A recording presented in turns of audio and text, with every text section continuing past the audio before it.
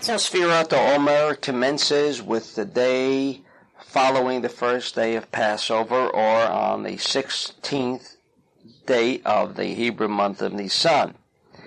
And quoting in Exodus chapter 12 verse 16, it says, "In the first day there shall be to you a holy convocation," meaning a holiday, "and in the seventh day a holy convocation," unquote.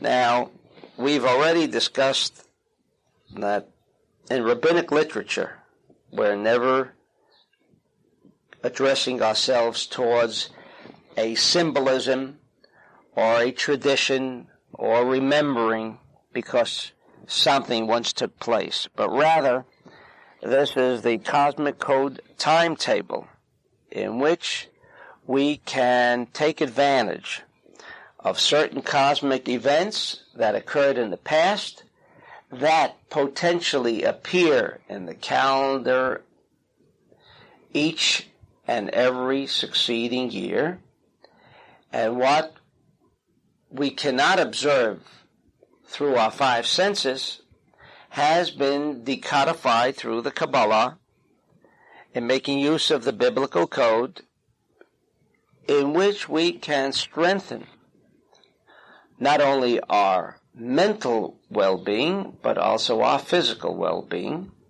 by infusion of these particular cosmic energy intelligences that appear throughout the year in the form of, quote, holidays. So we now come to the next cosmic event, one that so much has been discussed, and I am referring to that great tradition, the great cosmic event, and at the same time that great cosmic tragedy which befell the Middle Kingdom and all but wiped out any memory of the exalted Middle Kingdom of Egypt, and that is the splitting of the sea. And let me quote in Exodus chapter 10, "There was a prolonged and complete darkness. The last day of the darkness was at the Red Sea.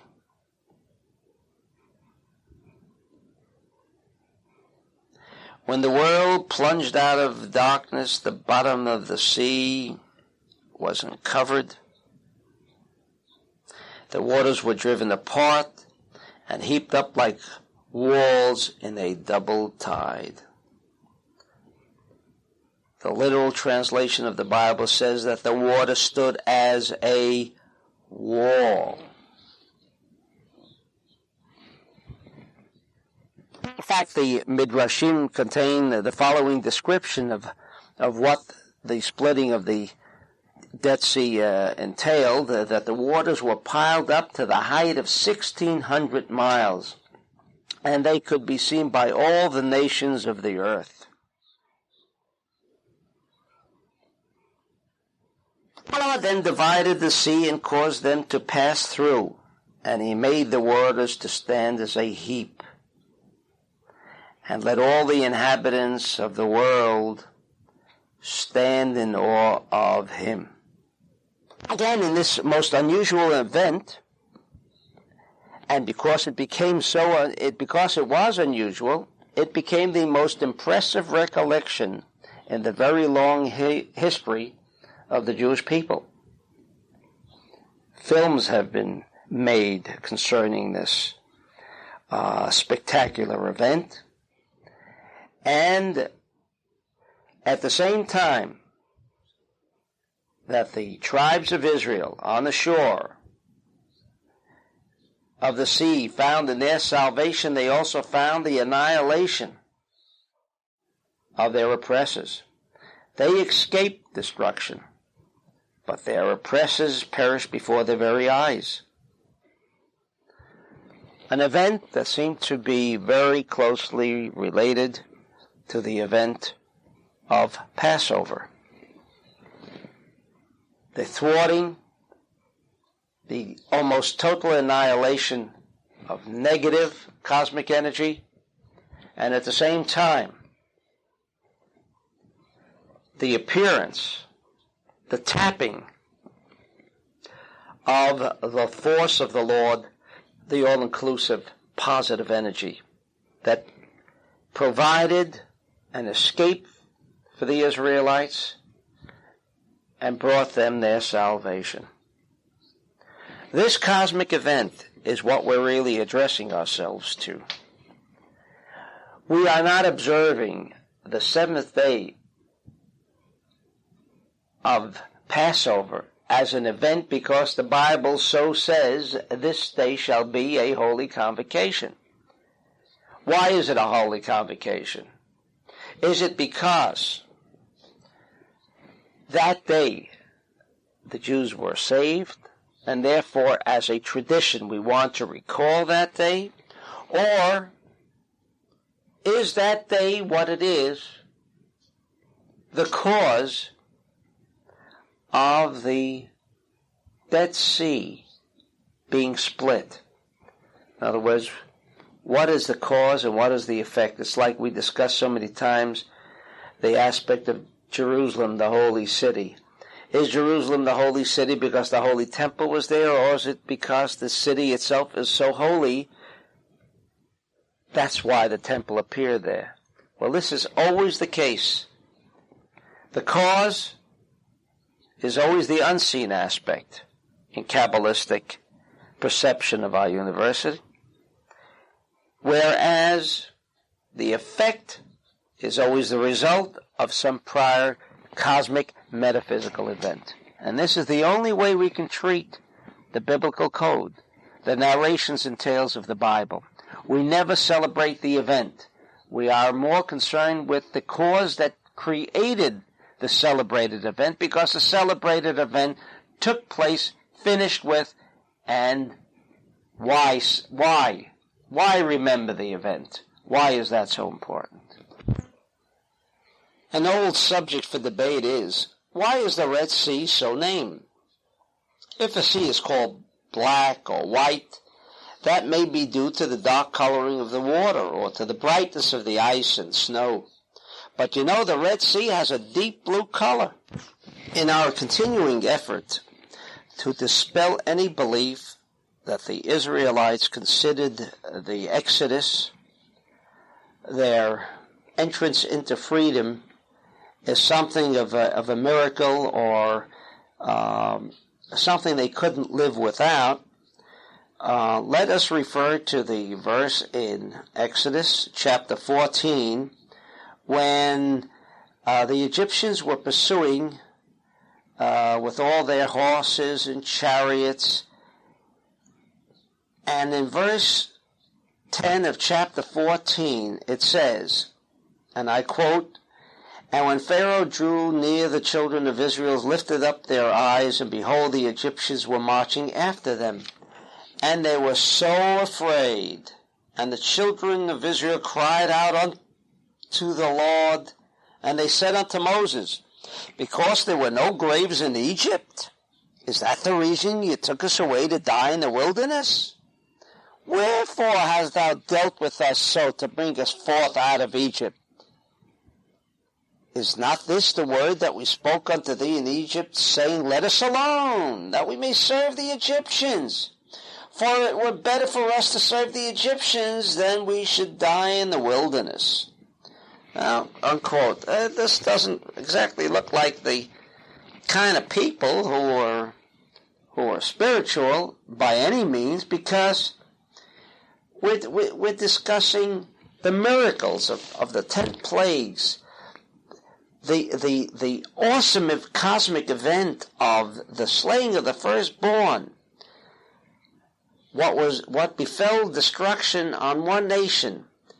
Another nation within their very midst was saved from the slaying of the firstborn, and all of the other cosmic events that accompanied the Exodus.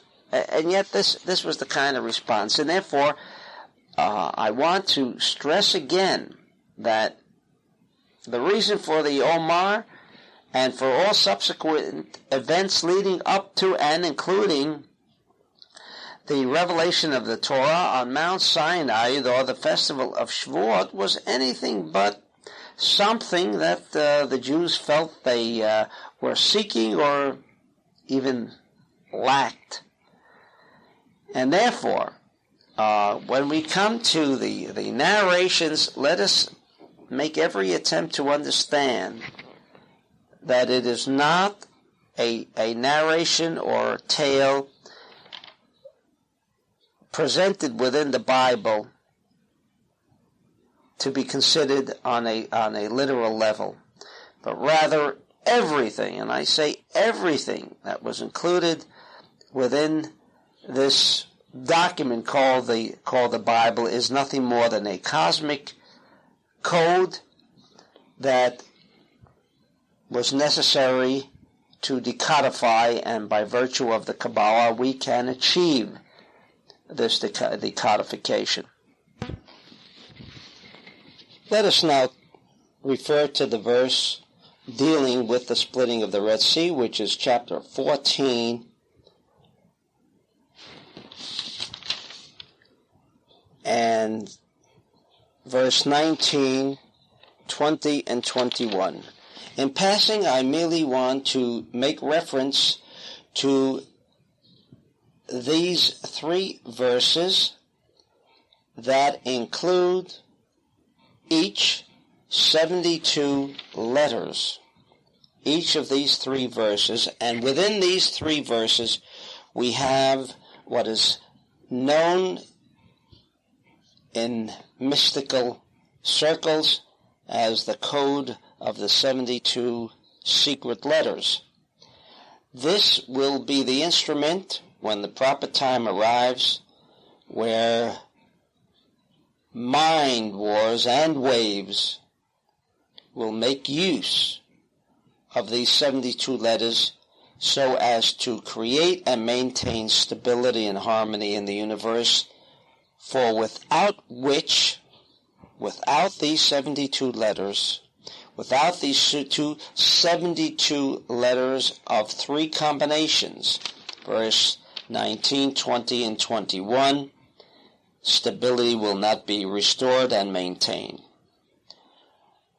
In verse 14, let us reflect on the actual splitting of the Red Sea. In verse 21, and Moses stretched out his hand over the sea, and the Lord caused the sea to go back by a strong east wind all the night, and made the sea dry land, and the waters were divided. Now, there is a very strange sequence in the verse, whereby it first states that the land was made dry, and then the waters were divided. Now, obviously, there should have first been a splitting of the seas, and then the sea would become dry land. And apropos to what I had just stated, that we were dealing with the mystery of the 72 letters, thought intelligence is where the action is. Thought intelligence is what makes things happen. Things that are observable have already been caused by a prior thought energy intelligence. This is equally true for most of man's daily activity. It is only an imbecile that does not think prior to the manifestation of physical expressions. It is only first that we think of what we're going to do and then pursue to carry out the thought that became the first step in physical expression in any manner. Consequently, when it says that the land was made dry and then the splitting of the sea, what the verse is referring to is that by virtue of the 72 letters, the mystery of the 72 letters, the sea became split. It is, as scientists tell us, when an individual decides to pick up a rock and throw that rock at a glass pane, long before the pane begins to crumble by the impact of the stone, long before contact between the rock and the window pane has been made, the pane begins to crumble, begins to shatter, because thought intelligence, which is 99% of all objects, whether inanimate or human, can connect with each other, contact each other, and things happen. Because the most potent force in our universe is thought, energy, intelligence. That's what makes this world move. And therefore, the sequence and the description by the Bible in stating that it became dry, meaning verse 21 was dealing with the 72 mystical letters. In thought intelligence, by the Jew making use of these 72 mystical expressions, the sea had already become dry. It was only then that on a physical level, the sea was then split. This in turn provides us with the Kabbalistic interpenetration of what the seventh day of Passover is all about. Because the first week represents the framework of Hesed, that is the root, that is the seed. Hesed deals at the level of potential origin. When the sixth day, called Yesod Shebehesed, became actual, in other words, the sixth day after the Exodus from Egypt, the thought energy intelligence, the thought energy cosmic intelligence of Yesod began. And the way that sea was split was by virtue of the Israelite making use of the mystery of 72 letters and causing the splitting of the sea. And so when we celebrate, quote, celebrate the seventh day of Passover and all it contains, we are in effect and essence going to tap that awesome energy that the Israelite made functional and manifest on this particular day. That's what caused the splitting. That's where we're addressing ourselves, and not merely because the seventh day brought about an event that occurred on that particular day. The effect is not what we're dealing with. It is this cosmic energy intelligence that was created that could cause the sea to change its very nature. And we shall discuss this awesome power in particular.